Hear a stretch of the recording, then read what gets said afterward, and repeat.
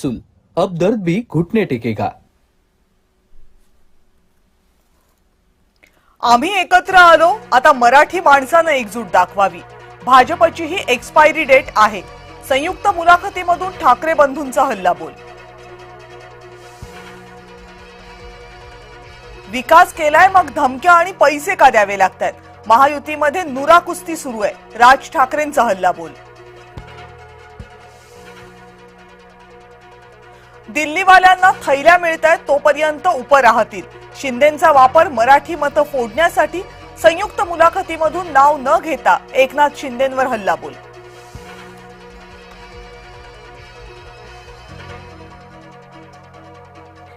परळीमध्ये राष्ट्रवादी, शिवसेना आणि एमआयएम एकत्र।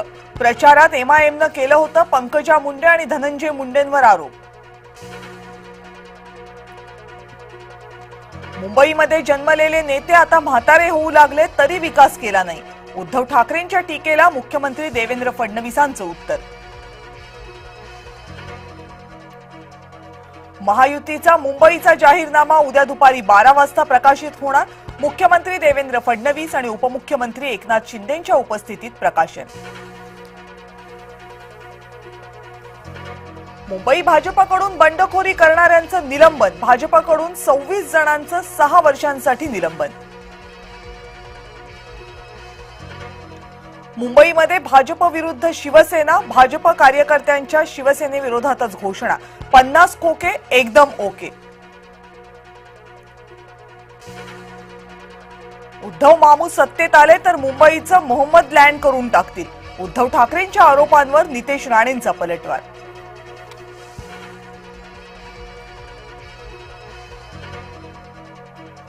सांगलीच्या सभेमध्ये प्रकाश आंबेडकरांची जीभ घसरली। जाहीर सभेतच पंतप्रधानांची काढली लायकी।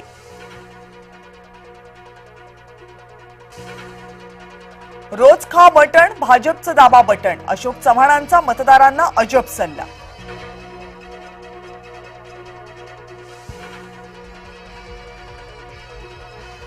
मुख्यमंत्री देवेंद्र फडणवीसांच्या आज मुंबईमध्ये 4 सभा। वसई, भाईंदर, अंधेरी आणि चेंबूरमध्ये मुख्यमंत्र्यांचा प्रचार।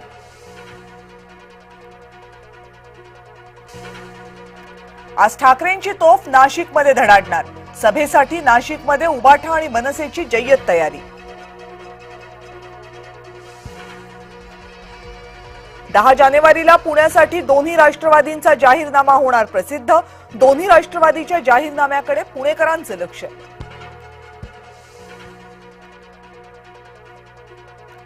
भाजपची अवस्था पिंजरा सिनेमातल्या मास्तरासारखी। हातात टुणटुणं घेऊन थांबवल्याप्रमाणे स्थिती। जयंत पाटलांची भाजपवर टीका। अंबरनाथ प्रकरणामुळे भाजप ढोंगी असल्याचं आलं समोर। चव्हाणांनी काँग्रेसच्या नगरसेवकांवर ससाण्यासारखी झडप घातली। अंबरनाथ प्रकरणावरून संजय राऊतांचा हल्लाबोल।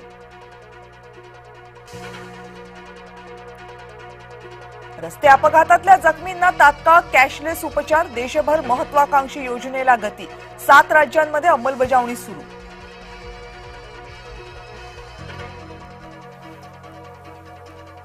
पश्चिम रेल्वेच्या आज आणि उद्या 250 पेक्षा जास्त लोकल रद्द। 6व्या मार्गिकेच्या कामासाठी लोकलवर गंडांतर।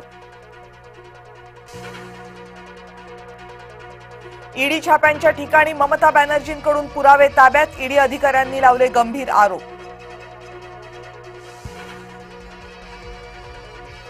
इराणमध्ये महागाईच्या विरोधात आंदोलन सुरू असतानाच पोलिसांवर चालत्या गाडीतून गोळीबार तर आंदोलनकर्त्या 45 जणांचा मृत्यू।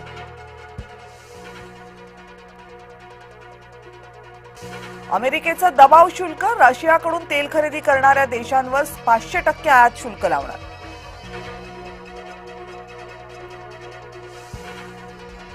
आजपासून WPLचा थरार। पहिल्या सामन्यात गतविजेत्या मुंबई समोर बंगळुरूचं असेल आव्हान।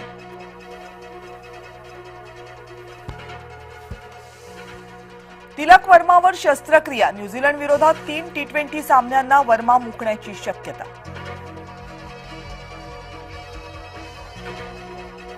बांगलादेश क्रिकेट बोर्डाचं पुन्हा आयसीसीला पत्र। सुरक्षेचं कारण देत भारताबाहेर सामने हलवण्याची केली मागणी।